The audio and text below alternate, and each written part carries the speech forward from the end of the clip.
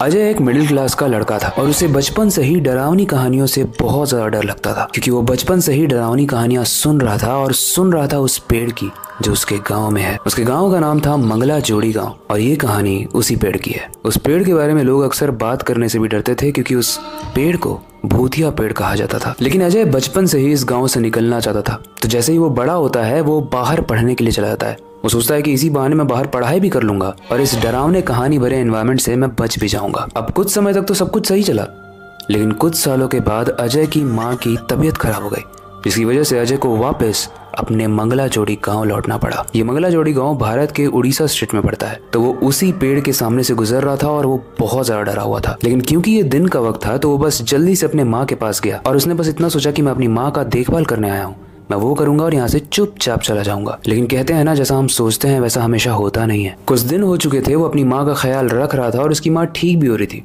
उसने प्लानिंग लगभग कर ही ली थी कि वो वापस चला जाएगा, लेकिन तभी गांव में एक खबर फैलती है। एक खबर जिसमें बहुत सारे लोग गायब होने लगे थे और उसका जिम्मेदार उसी पेड़ को ठहराया जा रहा था। जब अजय के कानों में ये खबर पड़ी तो अब वो अजय चेंज हो चुका था।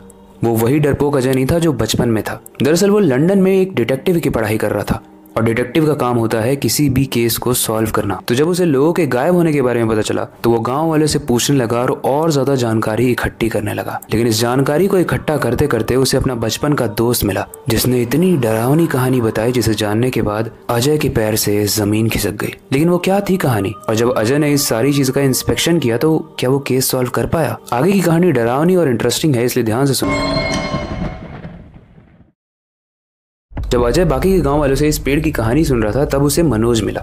मनोज जो उसके बचपन का दोस्त था, और ऐसा माना जाता है कि मनोज उसी पीढ़ी का है जिस पीढ़ी के पूर्वज के ऊपर ये पेड़ की कहानी है, यानी मनोज के दादाजी। तो जब अजय मनोज से पूछता है तो मनोज बोलता है, हाँ मेरे दादाजी की ये कहानी है जो 150 साल पहले घटी थी। मनोज कहता है कि 150 साल पहले मेरे दादाजी यानी विक्रम झूठे रेप केस में फंसा दिए गए थे और कोई एविडेंस नहीं था, कोई भी सबूत नहीं थे। लेकिन गाँव वाले इतने ज्यादा इमोशनली हाइपर हो गए थे जिसकी वजह से उन्होंने मेरे दादाजी को इस पेड़ में बांधा और पेड़ में बांध कर लटका दिया।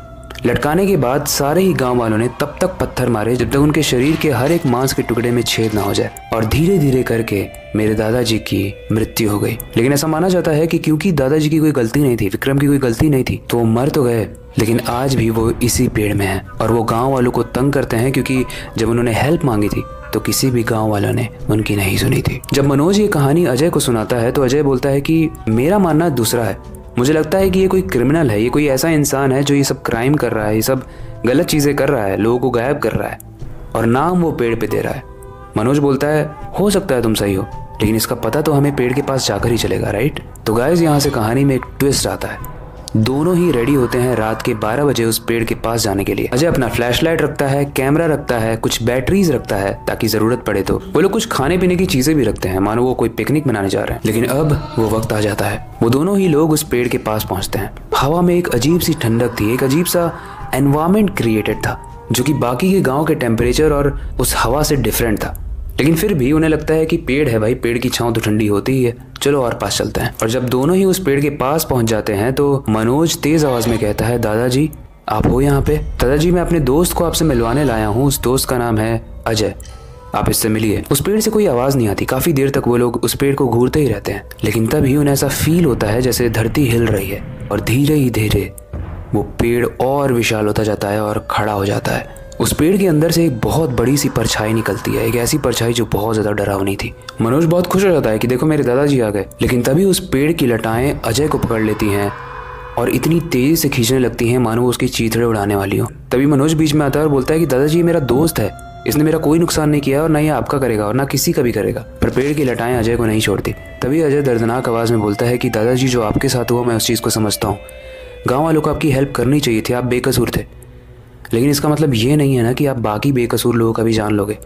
आप सोचो, जिस तरीके से आप हेल्प मांग रहे थे उसी तरीके से मैं और वो सारे ही लोग जिन्हें आप मारते हो वो हेल्प मांगते हैं, तो आप में और गांव वालों में क्या फर्क रह गया? ये सुनते ही उस पेड़ की लटाएं बहुत ढीली पड़ने लगती हैं और धीरे धीरे वो वापस से पेड़ नॉर्मल हो जाता है। वो परछाई जो उस पेड़ के अंदर से निकली थी वो भी उस पेड़ के अंदर चली जाती है और क्योंकि दोनों ही हवा में उड़ रहे थे तो दोनों ही नीचे गिरकर बेहोश हो जाते हैं।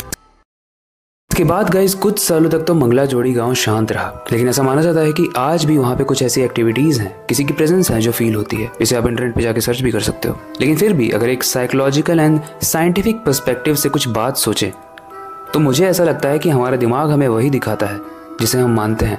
अगर आप भगवान को मानोगे तो आपको भगवान दिखेंगे, अगर आप भूत को मानोगे तो शायद आपका दिमाग उस चीज़ को खोजने में पूरी कसर लगा देगा कि भूत इस दुनिया में है। अभी कहानियों के बारे में जब मैंने रिसर्च की तो ऐसा कोई ठोस एविडेंस नहीं मिला जिसके बेसिस पे मैं कह दूं कि ये कहानी एकदम सच्ची कहानी है। बट हाँ, ये सच है कि मंगला जोड़ी गाँव में आज भी लोग उस पेड़ की बातें करने से डरते हैं। पर ये अब मैं आप पे छोड़ता हूँ। आपको क्या लगता है, ये कि मनगढ़ंत कोई कहानी है जो लोकल्स ने अपनी पुरानी टीचिंग्स को आगे तक पहुंचाने के लिए बताई? जिस तरीके से हम लोग रामायण महाभारत आगे बताते हैं, ये दिखाने के लिए कि उससे हमें क्या लर्निंग मिलती है जो चीज़ें ऑलरेडी हुई हैं। तो वैसे ही क्या कोई सीख देने के लिए कि जब किसी के साथ गलत हो रहा हो तो उसकी हेल्प करनी चाहिए, इसके लिए ये स्टोरीज फैलाई गई होंगी? या सच में उस पेड़ में कोई रहता है या रह रहा है?